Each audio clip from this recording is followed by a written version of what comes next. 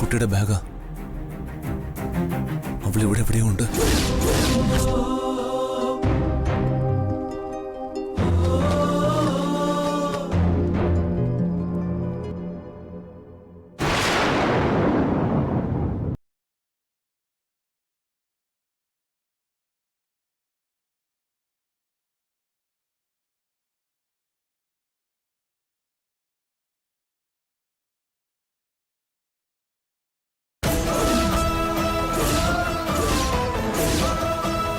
ഇത് ലക്ഷ്മി മുറിയിൽ വെച്ച് പൂജിക്കുന്ന വിഗ്രഹമാണ്.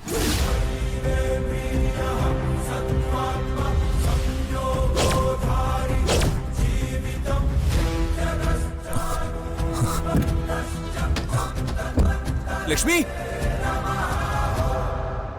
ലക്ഷ്മി,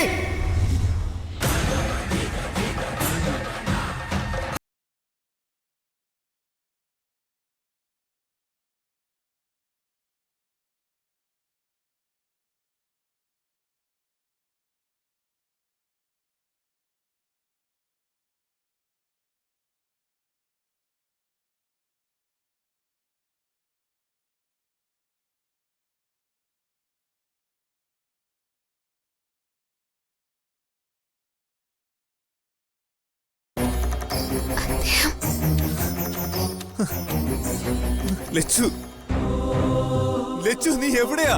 അദ്ദേഹം വന്നു. എന്നെ രക്ഷിക്കാൻ അദ്ദേഹം ഇവിടെയും വന്നു.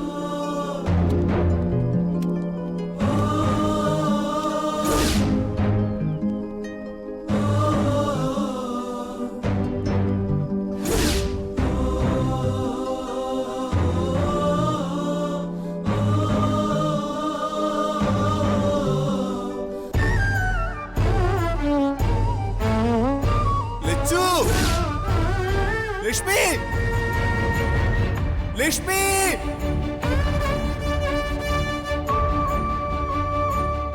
ലക്ഷ്മി,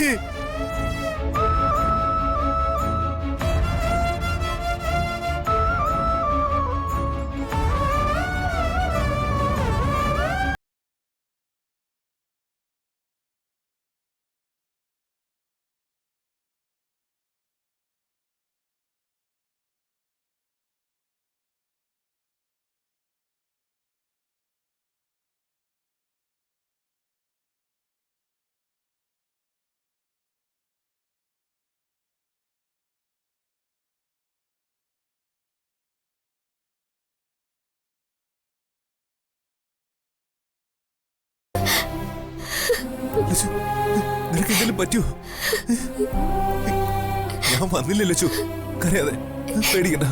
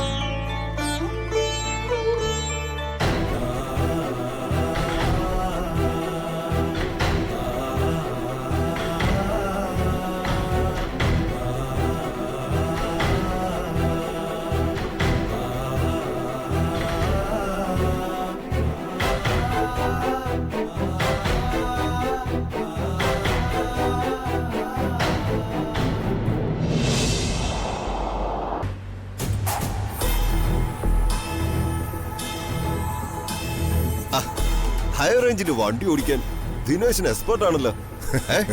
ദിനേശിനെ ഞാൻ സമ്മതിച്ചു വന്നിരിക്കുന്നു. ഇന്ന് അനുഭവത്തിന്നാ മനസ്സിലായത് ദിനേശനാണ് പുലിയ. ഏത് ഹെയർപിന് വളവും എനിക്ക് നിസ്സാരമാ. അതിനെ ഒരു കൈത്തഴക്കമുണ്ട്. സത്യം പറയാലോ, ഗൗതമൻ അതില്ല. വളരെ മോശമാ ഗൗതമന് ഡ്രൈവിംഗ്. ഹൈ റേഞ്ചിലേക്ക് കയറിയപ്പോ തന്നെ എനിക്കത് മനസ്സിലായി. അതല്ലേ സ്റ്റിയറിംഗിൽ നിന്ന് ജാനിഞ്ഞു മാറിയത്. ഹൈ റേഞ്ച് ഡ്രൈവ് ചെയ്ത് പരിചയശീലമൊന്നും എനിക്കില്ല. അമ്മുവിനെ കണ്ടെത്താൻ ദിനേശൻ എന്നെയും കൂട്ടി വന്നു. അവളെ കണ്ടെത്തുകയും ചെയ്തു. പിന്നാലെ വന്ന സഞ്ജുവിന് പോലും അവളെ കണ്ടെത്താനായില്ല. ഇനി എന്തിനാ അതൊക്കെ പറയുന്നേ? അവളെ തീർത്ത് കളഞ്ഞില്ലേ? കഷ്ടം തോന്നുന്നുണ്ട്. പ്രയോജനപ്പെടുത്താതെ പോയി. സത്യം പറയാലോ, ദിനേശൻ എന്നെയും കൂട്ടി വന്നപ്പോ ഞാൻ കരുതിയത് അമ്മുനെ കണ്ടെത്തുക മാത്രമേ ഉദ്ദേശിച്ചുള്ളൂ എന്നാ. ദിനേശനാള് ഭയങ്കരനാ. പക്ഷെ ദിനേശൻ അവളെ 2 ദിവസം കയ്യിൽ വെക്കണം, എന്നിട്ട് കൊല്ലണം. ഓ, എനിക്കത് ആലോചിക്കാൻ പോലും കഴിയുന്നില്ല. എന്തായാലും ചാകേണ്ടവളല്ലേ? ഞാനേ അവളെ ഒരുപാട് കൊതിച്ചതാ. ഇതൊരു നല്ല അവസരമായിരുന്നു. ആർക്കും പ്രയോജനപ്പെടുത്താതെ അവളെ തീർത്ത് കളയേണ്ട കാര്യമല്ലെന്ന് എനിക്കങ്ങ് തോന്നി. അതുകൊണ്ട് പറഞ്ഞതാ. എനിക്ക് ഈ വിഷയത്തിൽ ഒരു താല്പര്യമില്ല ദിനേശ. പിന്നെ ദിനേശൻ അവളെ ഒരു പകല് കൈവെക്കുന്നതിന് എനിക്ക് ഒരു എതിർപ്പുമില്ല. ഞാൻ നിങ്ങളുടെ മാസശമ്പളക്കാരെ മാത്രമല്ലേ. എന്നിട്ടും ദിനേശിന്റെ ആ മനസ്സ് ഞാൻ അവിടെയാ കണ്ടത്. കുടുംബത്തിനൊരു ഭീഷണി വന്ന കയ്യോടവളെ തീർത്ത് കളയണമെന്നുള്ള തീരുമാനം. ഓ എന്റെ അമ്മേ, ഓർക്കുമ്പോ ഞാൻ ഇപ്പോഴും കിടുങ്ങിപ്പോവാ. ഓ, ഒറ്റ എടുപ്പിനല്ലേ ദിനേശൻ അമ്മുവിനെ കൂടെ ബസ് കാത്ത് നിന്ന് ആ പെൺകുട്ടി ഇടിച്ചങ്ങ് തെറിപ്പിച്ചത്. 2 പേരെ കൊല്ലാനുള്ള ദിനേശന്റെ ധൈര്യത്തിനു മുന്നിൽ ഞാനൊന്നുമല്ല. താൻ എന്താണോ പറഞ്ഞത്? കാറ് കയറ്റിയ താനോ ഞാനോ? വീട്ടേക്ക് ദിനേശ. ദേ, ഞാൻ എല്ലാം റെക്കോർഡ് ചെയ്തിട്ടുണ്ട്. ആ! നീ എന്നെ ചതിച്ചതാണല്ലടാ. ഇതൊരു മുൻകരുതല ദിനേശ. നിന്നെ കുടിച്ച വെള്ളത്തിലും ശ്വസിച്ച വായിലും വിശ്വസിക്കാൻ പറ്റില്ല. നീ ഇതിനകം പ്ലാൻ ചെയ്തത് ഇത് വെച്ച് കവിതയെ ബ്ലാക്ക്മെയിൽ ചെയ്ത് കാശ് പിടുങ്ങാമെന്ന. നീ മനസ്സിൽ കാണുമ്പോ കവിത മാനത്ത് കാണും. മോനെ ദിനേശ, ഞങ്ങൾ ഒരു മുഴം നീട്ടിയെടുക്കും. അത് കൊള്ളേണ്ട അടുത്ത് തന്നെ കൊണ്ടു. നീയാണ് അമ്മുവിനെ തീർത്തെന്ന് സ്ഥാപിക്കാൻ.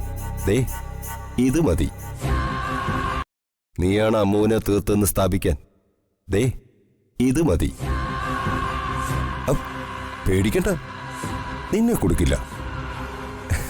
ദിനേശ, നീ ചെറുമീന. പായല് കൊത്തി തിന്ന് ജീവിക്കുന്ന ചെറിയ മീൻ. കവിത ആരാണെന്ന് നിനക്കറിയില്ല. ചെന്നവളുടെ കാലിൽ വീഴ്. ഈ കഥയിലൊരു വില്ലത്തി ഉണ്ടെങ്കിൽ അത് കവിത മാത്രമാ.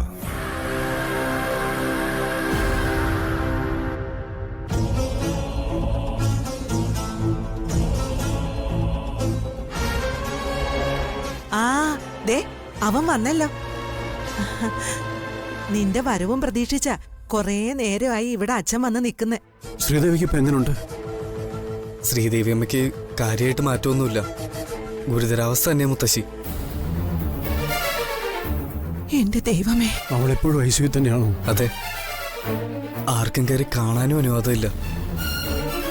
ശ്ശോ. എന്നെ അവിടെ ഇരിക്കാൻ സമ്മതിക്കാതെ സ്വാതി പറഞ്ഞയച്ചതാ ഇങ്ങോട്ടേക്ക്.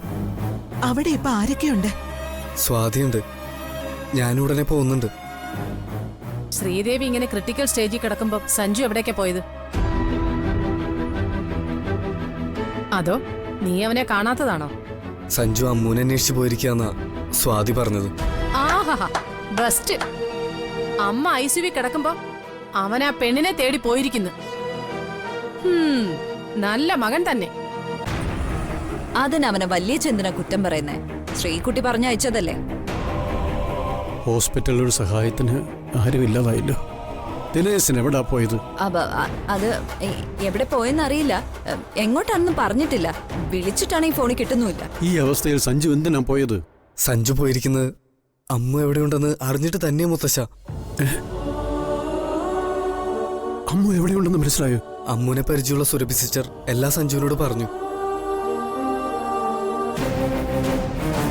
അവരാ മൂന്നാറൊരു ടീ ഫാക്ടറിയില് അമ്മുവിന് ജോലി ഏർപ്പാടാക്കി കൊടുത്ത്. അമ്മു അവിടെ ഉള്ളത്.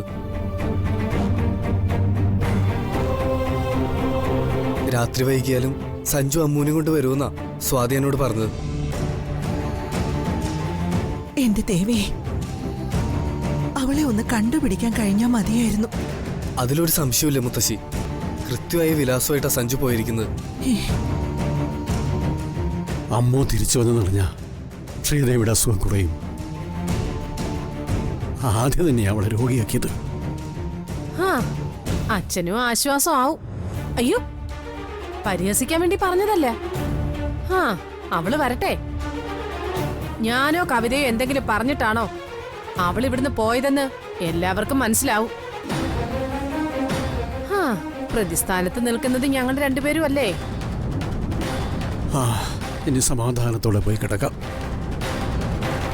എന്തെങ്കിലും വിവരം കിട്ടിയാ നീ എന്നെ അറിയിക്കണം. ആ ആരെങ്കിലും ശ്രീകുട്ടി ഇടയ്ക്കിടയ്ക്കൊന്ന് വിളിക്ക്.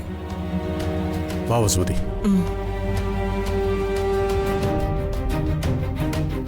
ആ വാതിലടച്ചേക്ക് വസുമതി. ഇവിടെ എല്ലാവരും ആഗ്രഹിച്ച തന്നെ നടന്നല്ലോ. ഇനിയിപ്പോ റാണിയെ പോലെ സഞ്ജു അവളെ എഴുന്നള്ളിച്ചു കൊണ്ടുവരില്ലേ? ആ ഒടുവിൽ അവൾ തന്നെ ജയിച്ചു. മുത്തശ്ശിന്റെ സമാധാനത്തിന് വേണ്ടി ഞാനങ്ങനെ പറഞ്ഞതേ ഉള്ളൂ. സഞ്ജു വിളിച്ച അമ്മ കൂടെ വരാൻ പോകുന്നില്ല. നിങ്ങൾക്കൊരു സമാധാനക്കേടും വേണ്ട. അവള് പോയത് തിരിച്ചു വരാനുമല്ല.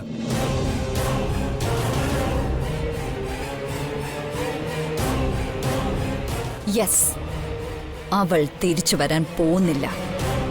സഞ്ജു അമ്മുനെ കാണാൻ പോകുന്നില്ല. അവളുടെ ഡെഡ് ബോഡി പോലും അവന് കിട്ടില്ലെന്നേ. പ്ലാനുകളൊക്കെ ജയിക്കുവോ? അല്ലെങ്കിൽ നീ കാവേരിയോട് പറഞ്ഞതുപോലെ തന്നെ സംഭവിക്കും. അവള് ജീവനോടെ ഉണ്ടെങ്കിലല്ലേ അങ്ങനെ സംഭവിക്കൂ. ചെയ്യേണ്ടതെല്ലാം ദിനേശൻ വെടിപ്പായി ചെയ്തു കഴിഞ്ഞു. അമ്മു ജീവിച്ചിരിപ്പില്ല. ദിനേശന്റെ കോൾ എനിക്ക് വന്നു.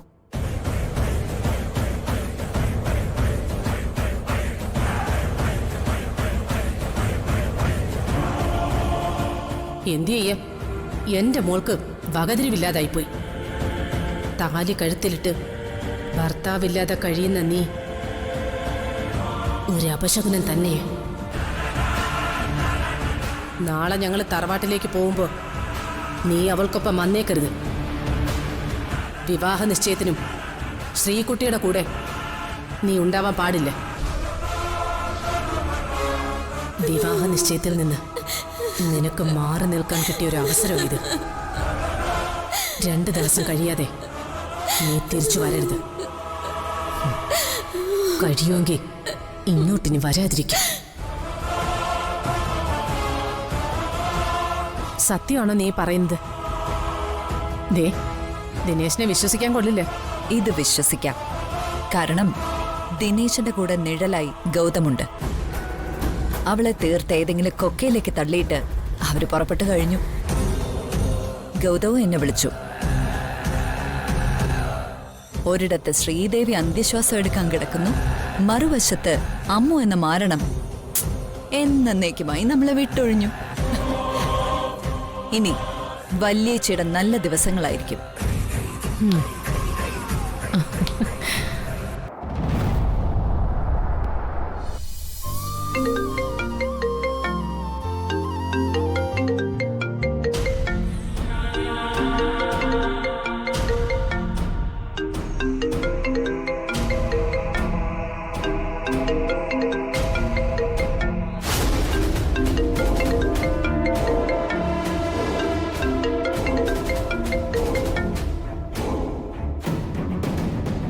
എന്താ അമ്മേ?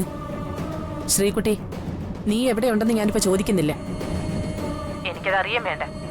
എത്രയും വേഗം നീ വീട്ടിലേക്ക് വാ. ഞാൻ ബീച്ചിലോ പാർക്കിലോ അല്ല ചുറ്റി കാണുന്നത്. ഹോസ്പിറ്റലില് ICUവിന് മുന്നിൽ ഞാൻ ഇരിക്കുന്നത്. രാത്രിയും പകലും ICUവിന് മുന്നിൽ കാവല് നിൽക്കാൻ നിന്റെ അമ്മയാണോ അതിനുള്ളിൽ മരണശ്വാസം വലിച്ചു കിടക്കുന്നത്? അതെ, അമ്മയെ പോലെ തന്നെ മറ്റൊരമ്മ. സഞ്ജുവിന്റെ അമ്മ എന്റെ അമ്മയാ. ശ്രീദേവി ഇപ്പോഴേ നിന്റെ ഭാവി വരന്റെ അമ്മയായിട്ടുള്ളൂ. അവളെ പരിചരിക്കാൻ വേറെയും ആൾക്കാര് ഈ വീട്ടിലുണ്ട്. എന്താ അവരാരും വരാത്തത്? എനിക്കതൊന്നും അന്വേഷിക്കേണ്ട കാര്യമില്ല. സഞ്ജു നാളെ എനിക്ക് ആരും അല്ലെങ്കിൽ പോലും എനിക്ക് ചെയ്യാനാവുന്നത് ഞാൻ ചെയ്യും. ബന്ധങ്ങളുടെ വില അമ്മയ്ക്ക് ഇപ്പോഴും അറിയില്ല. അതറിയാമായിരുന്നെങ്കിൽ കുടുംബം വിട്ട് പോവോ? നിർത്തടി. പറഞ്ഞിട്ടും കാര്യമില്ലെന്ന് എനിക്കറിയാം. ഞാൻ ഉടനെ വരുന്ന കരുതി അമ്മ കാത്തിരിക്കണ്ട. സഞ്ജു പുറത്തു പോയിരിക്കുക. സഞ്ജു തിരിച്ചു വരുന്നത് വരെ ഞാൻ ഇവിടുന്ന് എങ്ങോട്ടുമില്ല. ഹലോ,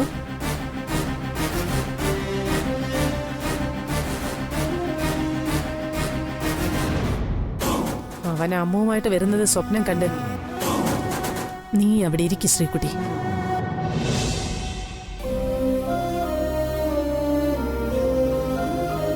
സാറേ,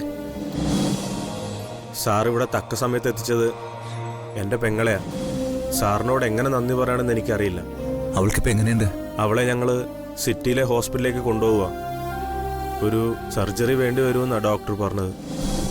അതിനുള്ള സൗകര്യങ്ങളൊന്നും ഇവിടെ ഇല്ല. ആംബുലൻസ് വരാൻ വേണ്ടി കാത്തിരിക്കുക.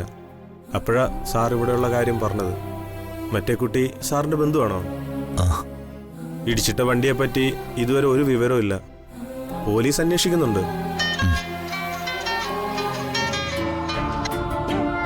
ഹലോ, ഞാനിപ്പോൾ അങ്ങോട്ട് വരാം. സർ, എന്നാൽ ഞാനങ്ങോട്ട് ചെല്ലട്ടെ സാർ. ആംബുലൻസ് വരാറായി. Thank you sir. ശരി ശരി.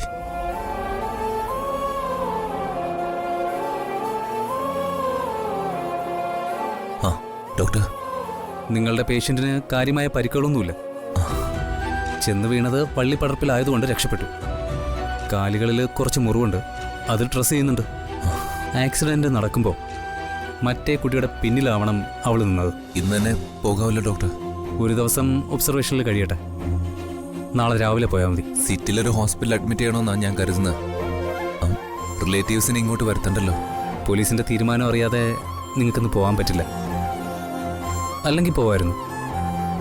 പേഷ്യന്റിനെ ഒബ്സർവേഷൻ റൂമിലേക്ക് മാറ്റിയിട്ടുണ്ട്. നിങ്ങൾ അങ്ങോട്ട് ചെല്ലു. ഓക്കെ, എന്നാ ശരി.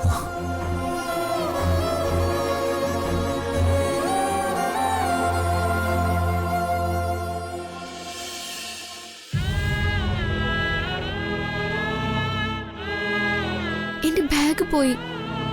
അതെങ്ങും പോയിട്ടില്ല, കാറിലിരിപ്പുണ്ട്. ബാഗില് നീ പൂജിക്കുന്ന വിഗ്രഹം ഉണ്ടായിരുന്നോ? ആ ഉണ്ട്, വിഗ്രഹത്തിലില്ലേ?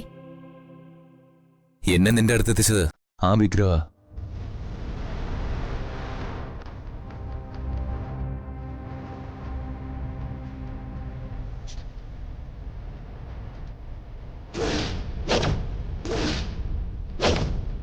ബാഗിൽ നിന്ന് തെറിച്ച് അതൊരു മരച്ചോട്ടിൽ ചെന്നിരിക്കുന്നതായിട്ടാണ് കണ്ടത്. നീ പ്രാർത്ഥിക്കുന്നതിൽ അർത്ഥമുണ്ടെന്ന് എനിക്ക് മനസ്സിലായി. അത് മാത്രമല്ല, വിഗ്രഹത്തിന് ചുറ്റും കുറച്ച് പൂക്കളുണ്ടായിരുന്നു. അമ്മേ, മകമായി അവിടേക്ക് ഉപവിഷ്ടയാവാൻ അടിയനതാ പീഠമൊരുക്കുന്നു. ഒരാൾ പാപം ചെയ്താൽ അത് അയാൾക്ക് മാത്രം സ്വന്തം. അതിന്റെ പകുതി ചോദിച്ചു വാങ്ങാമോ?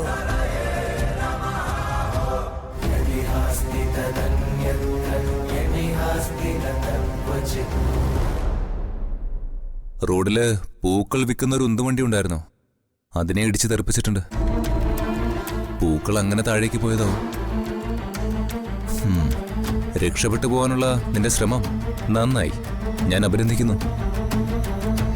അല്ല, ഇടിച്ചു തെറിപ്പിച്ച വണ്ടിയെക്കുറിച്ച് എന്തെങ്കിലും അറിയോ? നമ്പരെങ്കിലും നോട്ട് ചെയ്തോ? അതിനൊന്നും സമയം കിട്ടിയില്ല.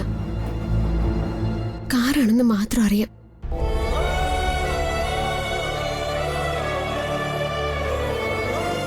സ്വാതിയുടെ സമ്മതമില്ലാതെ നിനക്ക് പോകാൻ കഴിയില്ലെന്ന് മനസ്സിലാക്ക്. അവളറിയാതെ ഞാൻ വിചാരിച്ചാൽ പോലും നിന്നെ മറ്റൊരിടത്തേക്ക് മാറ്റാനും കഴിയില്ല. ഇപ്പൊ നിന്റെ ഈ ഇറങ്ങിപ്പോക്കോടെ സ്വാതി മാത്രമല്ല, അമ്മ, മുത്തച്ഛൻ, കാവേരിയപ്പച്ചി എല്ലാവർക്കും നിന്റെ സാമീപ്യമില്ലാതെ ഒരു നിമിഷം പോലും ജീവിക്കാൻ വയ്യ എന്നായിരിക്കുന്നു. ശരിക്കും ഞാൻ കുരുങ്ങിയിരിക്കുന്നത് ഇപ്പോഴാ. നീ എന്ത് ചെയ്താലും അതിന്റെ ഒക്കെ പ്രത്യാഘാതം അനുഭവിക്കേണ്ടി വരുന്നത് ഞാനാ.